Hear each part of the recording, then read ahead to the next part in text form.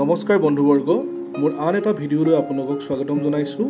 আজি আমি আছোঁ তিনিচুকীয়া জিলাৰ গেলাপুখুৰীস্থিত অসম কৃষি বিশ্ববিদ্যালয়ৰ অধীনস্থ টেঙা আৰু ৰোপণ শস্য গৱেষণা কেন্দ্ৰত। মোৰ সৌভাগ্য বিষয় এই যে মই চাকৰি সূত্ৰে এই অনুষ্ঠানটোতে জড়িত।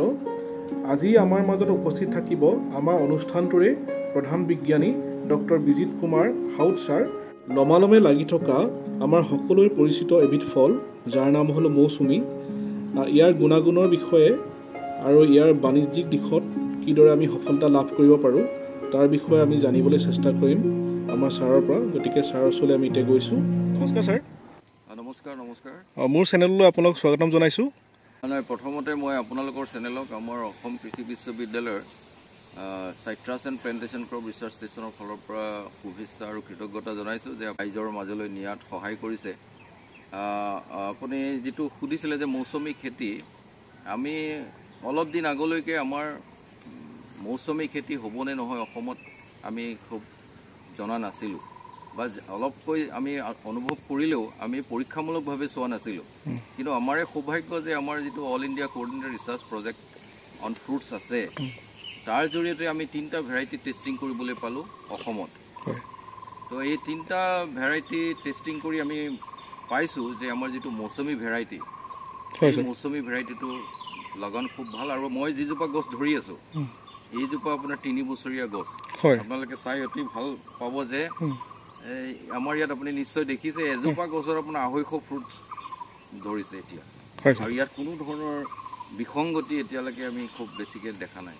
ছাৰ, মৌচুমী খেতিৰ কাৰণে আমি কৃষক ৰাইজৰ জ্ঞাতাৰ্থে ছাৰ আপুনি জনাওক, মাটিডৰা প্ৰস্তুত কৰোঁতে কিদৰে প্ৰস্তুত কৰিব লাগিব তাৰ বিষয়ে ছাৰ দুআষাৰ ক'লে কৃষক ৰাইজ উপকৃত হ'ব বুলি ভাবিছোঁ ছাৰ। এইটো আপুনি খুব ভাল কথা সুধিলে যে আমাৰ মাটিখিনি আমি সদায় প্ৰথম হাল বাই লৈ তাৰপিছত আমি ৰেইজ এণ্ড ছাংকেন বেড ছিষ্টেম কৰিব লাগিব। আমি যিহেতু আমাৰ ইয়াত হাই ৰেইনফল এৰিয়া, আপোনালোকে সকলোতে আমাৰ হাই ৰেইনফল হোৱাৰ কাৰণে আমাৰ যিটো বাৰিষা কাল জুন, জুলাই, আগষ্ট, এই সময়ত পানীৰ যিটো সেমেকা গুণ থাকে, ফলত আমাৰ গছজোপাই চাফাৰ কৰে। আৰু আমি দেখিছোঁ ৰেইজ এণ্ড ছাংকেন বেড ছিষ্টেম কৰাৰ পিছত আমাৰ গছখিনি খুব ভাল হৈছে। হয় ছাৰ, এই মৌচুমী খেতি যেতিয়া আমি অসমত ইয়াৰ প্ৰয়োজনীয়তা অনুভৱ কৰিছোঁ, গতিকে তাৰ খেতিটো কৰোঁতে তাত কি কি উপসৰ্গই দেখা দিব পাৰে, বেমাৰ আজাৰৰ পৰা আৰম্ভ কৰি কীট পতংগ, তাৰ সমস্যা আৰু নিৰাময়ৰ বিষয়ে ছাৰ দুআষাৰ ক'ব। নাই, আপুনি এইটো আমাৰ যিহেতু citrus decline as a major problem আমাৰ গোটেই নৰ্থ ইষ্টতে হওক বা গোটেই বিশ্বতে এতিয়া, আৰু ইয়াত যথেষ্ট বেমাৰ আছে। বেমাৰ বা পোক পতংগ বা ইভেন নিউট্ৰিয়েণ্ট ডেফিচিয়েঞ্চি বেমাৰ বুলি ক'লে আমাৰ যিটো চাইট্ৰাছ গ্ৰীনিং, ফাইটোপথৰা, ৰুট ৰট আৰু আপোনাৰ কেংকাৰ এইবিলাক থাকেই। তাৰপিছত আপোনাৰ পেষ্ট বুলি ক'লে আপোনাৰ ট্ৰাংক বৰাৰ, লিপ মাইনাৰ এনেকুৱা, আৰু ফ্ৰুট বৰাৰ, এইবিলাক বহুত আছে।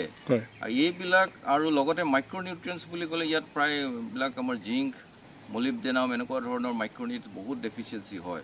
গতিকে এইবিলাক আমি টাইম টু টাইম ছাপ্লিমেণ্ট কৰি থাকিব লাগিব।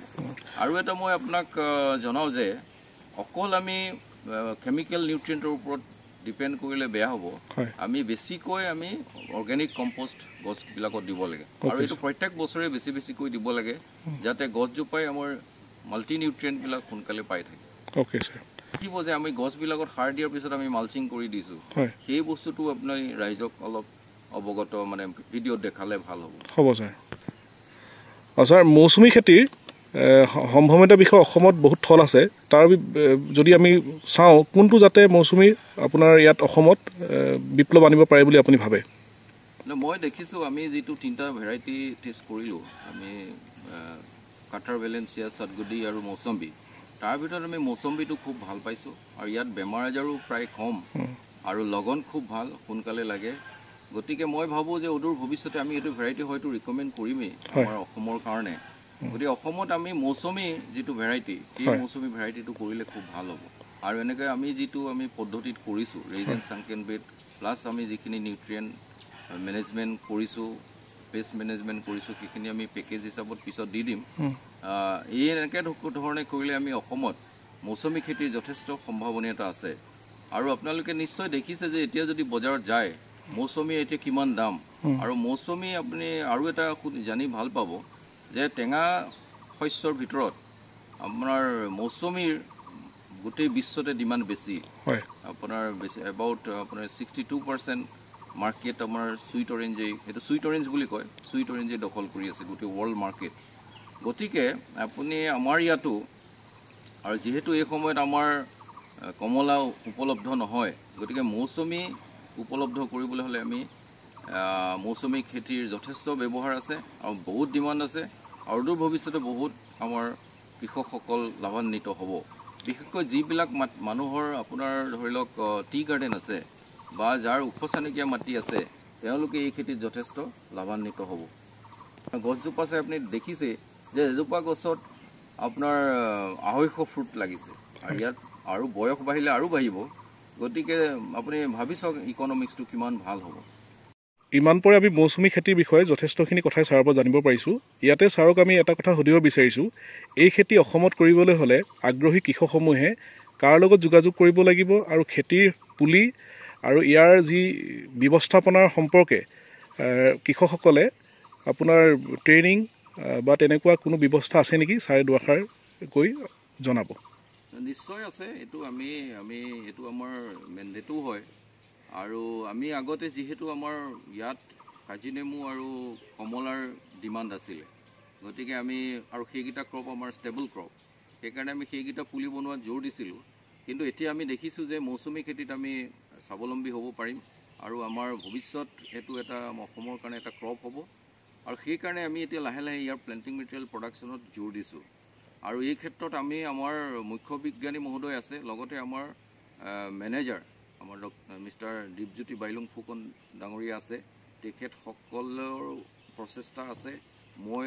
লগত আছোঁৱেই গতিকে আমি অদূৰ ভৱিষ্যতে আমি যথেষ্ট পুলি উৎপাদন কৰিম বুলি আশা ৰাখিছোঁ আৰু আমি কৃষকৰ মাজত এইটো বিলাই দিয়াৰ চেষ্টা কৰিম আৰু আমি এৰিয়া এক্সপানশ্যনত জোৰ দিম যদি ছাৰ কৃষকসকলক এই বিষয়ে পৰ্যাপ্ত পৰিমাণে যদি জ্ঞান বা এই বিষয়ে কেনেকৈ খেতিটো কৰে তাৰ বিষয়ে ট্ৰেইনিঙৰ কথা আমি কৈছিলোঁ সেই বিষয়ে সুবিধা কৰি দিব পৰা ব্যৱস্থা আগন্তুক দিনত আহিব নেকি নিশ্চয় এইটো আমি ট্ৰেইনিঙত কোনো দিগদাৰী নাই ট্ৰেইনিং আমি কোনোবাই যদি আমাক কয় যে আমাক ট্ৰেইনিং লাগে আমি অন ষ্টেচন দিব পাৰোঁ ইভিন লোকেশ্যন স্পেচিফিকো আমি গৈ দি থৈ আহিব পাৰিম গতিকে আমাৰ এইটো প্ৰজেক্টত সেইটো এটা আমাৰ মেণ্ডেটো হয় গতিকে বা আমাৰ ৰিচাৰ্চ ষ্টেচনৰো মেণ্ডেট হয় বা অসম কৃষি বিশ্ববিদ্যালয়ৰ মেণ্ডেট হয় গতিকে আমি সেই ক্ষেত্ৰত আমি কৃষকসকল বাধাৰ সন্মুখীন নহয় হয় ছাৰ গতিকে ইমান পৰে আমি ছাৰৰ পৰা বহুমূলীয়া বহুত কথাই আমি গম পালোঁ আৰু মৌচুমী যি টেঙাৰ যিটো খেতিৰ সম্পৰ্কে ছাৰৰ পৰা যথেষ্ট কথাই আমি জানিব পাৰিলোঁ যদি আপোনালোকে ছাৰক লগ কৰিব বিচাৰে বিশেষকৈ ছাৰ আমাৰ ষ্টেচনৰে প্ৰধান বিজ্ঞানী তেখেত গতিকে তেখেতৰ পৰা বহুত কথা জানিব পাৰিব আৰু আপোনালোকে ছাৰক লগ কৰিব পাৰে আৰু মৌচুমী টেঙা খেতি কিদৰে ছাৰে গোটেই ভিডিঅ'টোত যিটো আলোচনা কৰিলে গতিকে আপোনালোকে আহি তেখেতক লগ কৰি মৌচুমী খেতিৰ যি ব্যৱস্থাপনা তাৰ বিষয়ে তেখেতৰ পৰা বহুমূলীয়া জ্ঞান আহৰণ কৰিব পাৰে আৰু ইয়াতে মই ছাৰক যথেষ্ট ধন্যবাদ জ্ঞাপন কৰিছোঁ আপুনি ইমানখিনি সময় আৰু ইমান আপুনি ব্যস্ততাৰ মাজত গোটেই সময়খিনি আমাক দি ৰাইজৰ কৃতাৰ্থৰ বাবে আপুনি বহুমূলীয়া বক্তব্য আগবঢ়ালে তাৰ বাবে আপোনাক যথেষ্ট ধন্যবাদ আৰু শুভকামনা যাচিছোঁ ধন্যবাদ ছাৰ ধন্যবাদ আপোনালোকৰ চেনেললৈ আমাৰ ফালৰ পৰা বহুত ধন্যবাদ thank you sir thank you sir